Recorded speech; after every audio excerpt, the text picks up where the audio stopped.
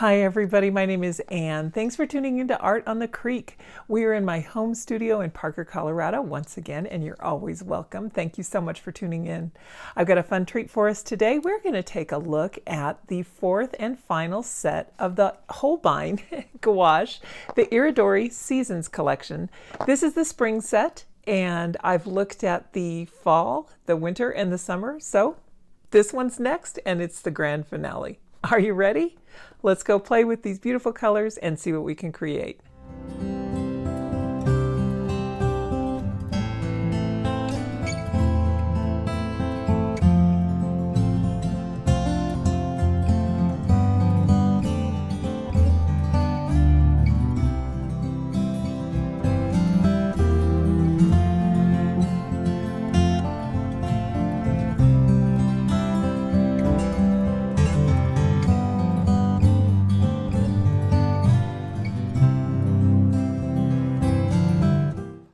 I will put a link for you up in the upper right hand corner here and in the description as well for the playlist of all of these sets of gouache in case you're interested.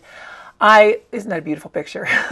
I've looked around for all of the gouache, all the professional gouache, and the one that I just landed on and really fell in love with was Holbein. So there are many brands of gouache out there that are professional and definitely worth your consideration. But Holbein for me turned out to be the best for my needs. I love the company, I love their products, and I like everything about them. I like the size of the tubes. So without further ado, let's get started putting these out on the palette here. These palettes that I'm using today are really affordable. You can just go to the dollar store and get a white ceramic plate. These are from, I think, Amazon Basics. They're like appetizer trays or something. It comes in a collection of 3. I don't know if they still have them, but I'll link to something similar if I can. For me, I have found that this type of palette works really well for me when I'm working with gouache or if I want to use watercolor out of the tube. For those of you who may not know, once you put any kind of water media out on a plate like this, you can re-wet it and use it again. So I'm being kind of sparing here, but anything that is left over, I will use again. And when it gets down to the end, I kind of just mix everything together and make a gray. If it turns out to be nice, I'll use that for a background. Let me go over the colors here for you while I'm putting them out on the palette. And I meant to go 6 and 6. Don't know why I went 5. So forgive my math conception. Perception rather. I don't know what was going on with my brain there. So upper row, we've got the vermilion. Then we have one that is called Caria japonica yellow, and I'll have to look that up. I wonder if that's a plant. Then lemon, and we've got a light ochre. The green there is the seedling, and then down on the bottom row we have pale coral, pale patina, myosotis blue. Again, that might be another plant. Dayflower blue, and then bellflower is the purple, and that one's coming up next here. I will slow down so that I can get caught up with myself. There's the bellflower. It's a beautiful purple. And the next one is called silver gray. Now, it does not have any iridescence to it. It's just a really nice gray. And finally, we do have an iridescent one, and that is silver, and that does have the pigment mica in it, so it is really quite nice. You can see the sheen there right off the palette.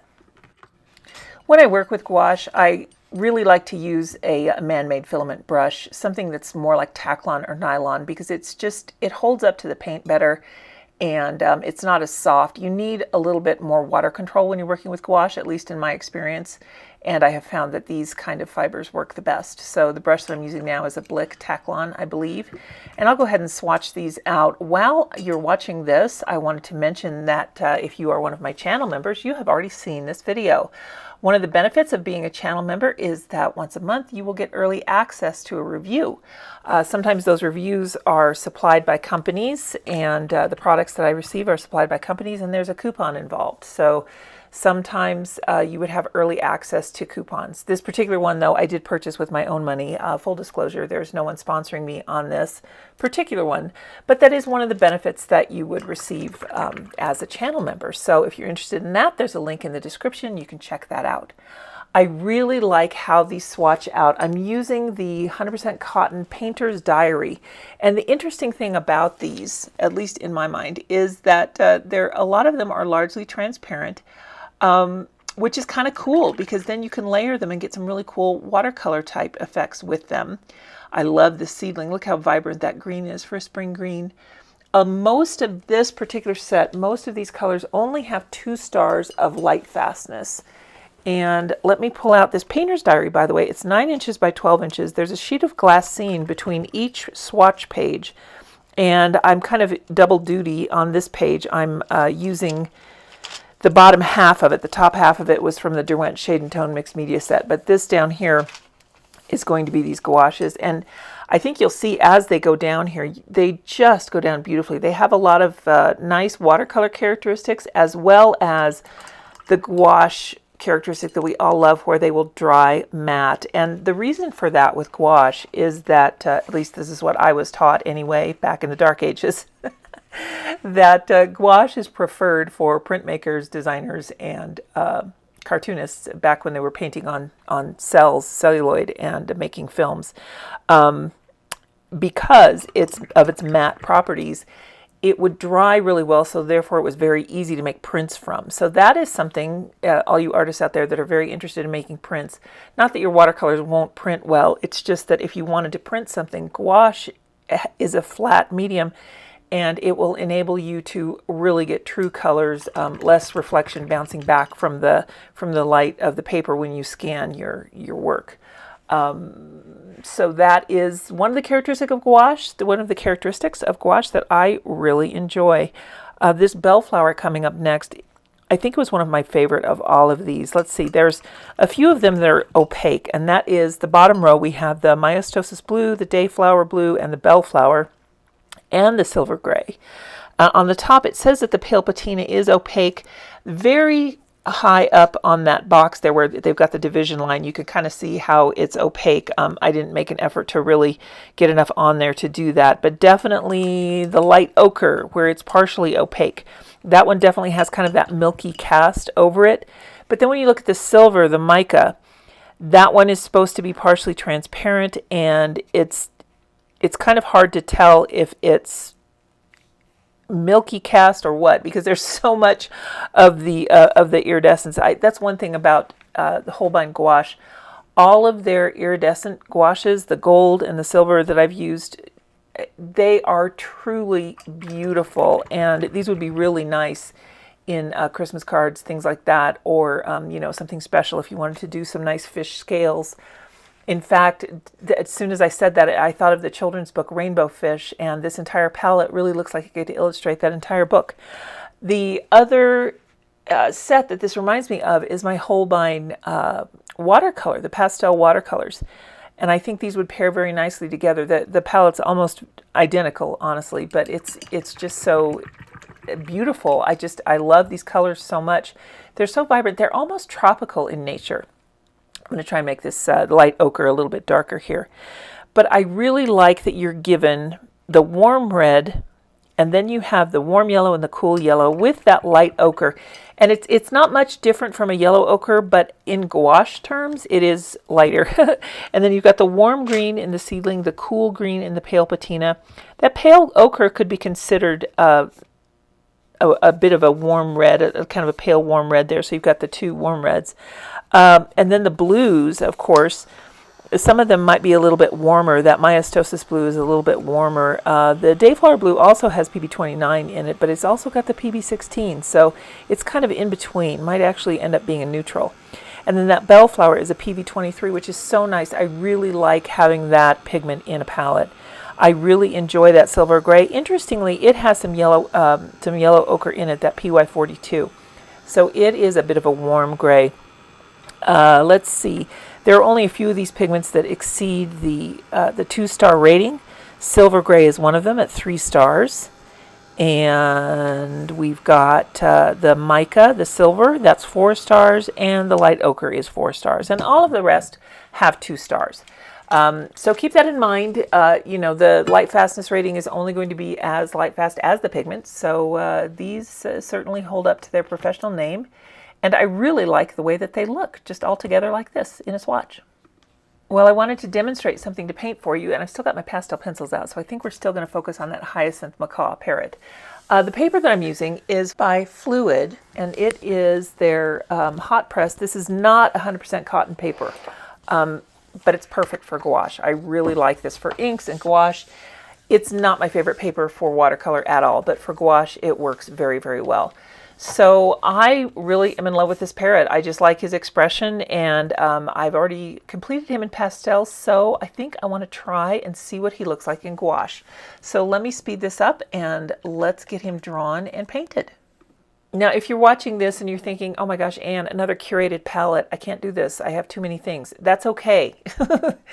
I like collecting art supplies. I really do. And I do use them, but I also really like just the collecting of them. So I really like these curated palettes. For me, it does take away sometimes some of the thought process. If I wanted to paint some of the cherry blossoms that are going on in our neighborhood right now, everything's in bloom, I might reach for this palette first. So I like curated palettes for that reason.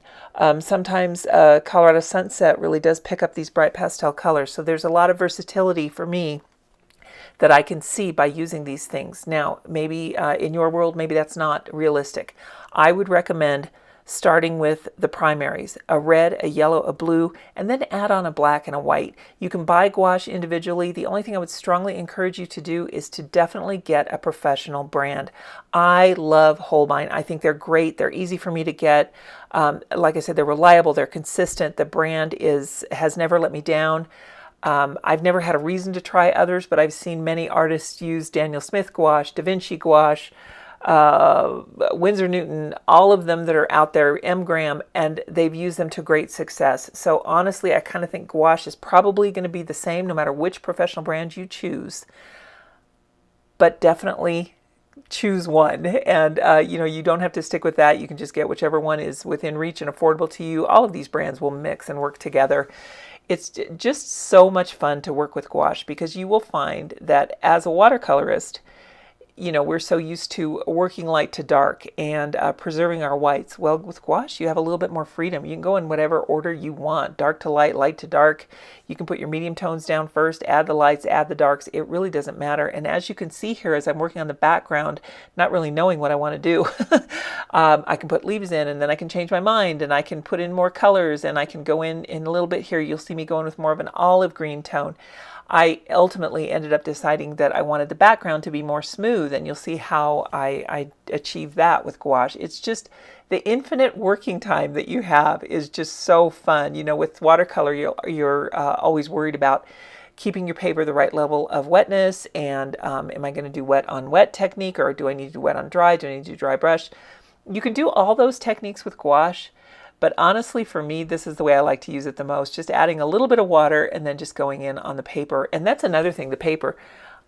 This paper works well with gouache. I don't like it at all with watercolor. You can just get a sketchbook. And the one that I like the best is the Strathmore toned paper sketchbooks. They're perfect for gouache.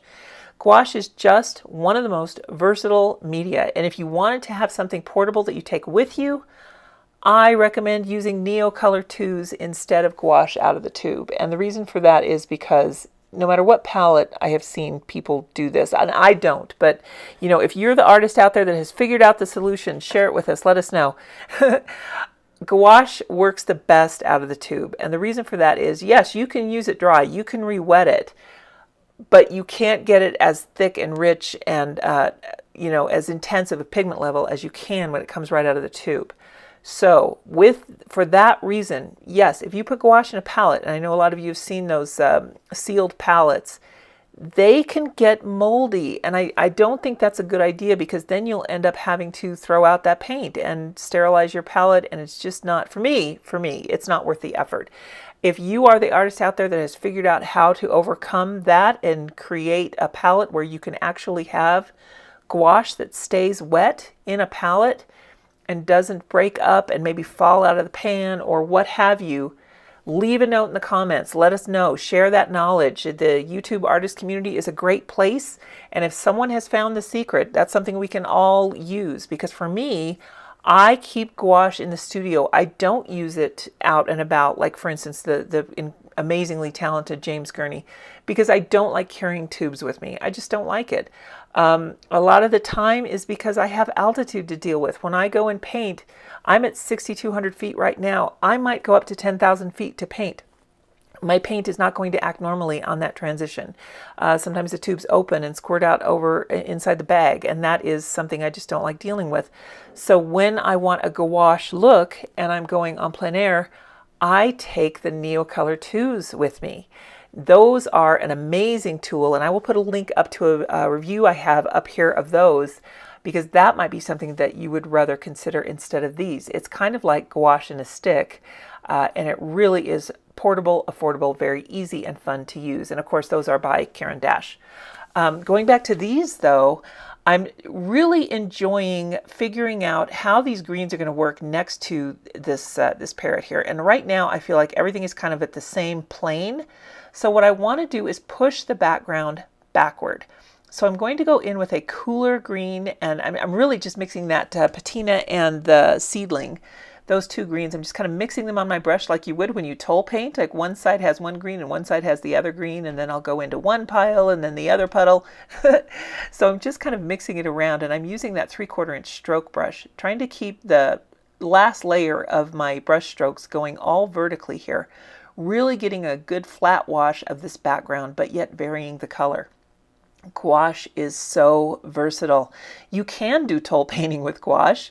You could paint on rocks, just about anything. I would say definitely though, if you are going to put it out in the elements, put a sealer on it. And again, an aerosol spray sealer is probably your best option rather than a brush on one. In summary, I guess I can just say that gouache is a really great medium to add. If you haven't tried it yet, I highly, highly recommend it. You don't need to invest in expensive paper. You don't need to invest in expensive brushes. All you need to do is have fun. And when you've got curated seasonal palettes like this from Holbein, how can you not have fun? I think that it's just really a great place to be. So my friends, thank you so much for tuning in today to watch this review of the Holbein Iridori set of Artist Gouache in the spring palette. And I hope that everyone is having a lot of fun watching their neighborhood come to life. Everything that has been dormant, all the grasses, all the trees, just bursting with color, bursting with life. I hope it gives you plenty of inspiration. And I hope that you like this gouache palette in the spring collection. All right, everybody, have a wonderful week. And don't forget, if you'd like to check out being a member to Art on the Creek, there's a link in the description for that as well. And you can have access, early access to reviews just like this one, as well as special full-length tutorials, chances to win free art supplies, and all kinds of other fun things. Everybody take care, and we will see you next week. Bye now.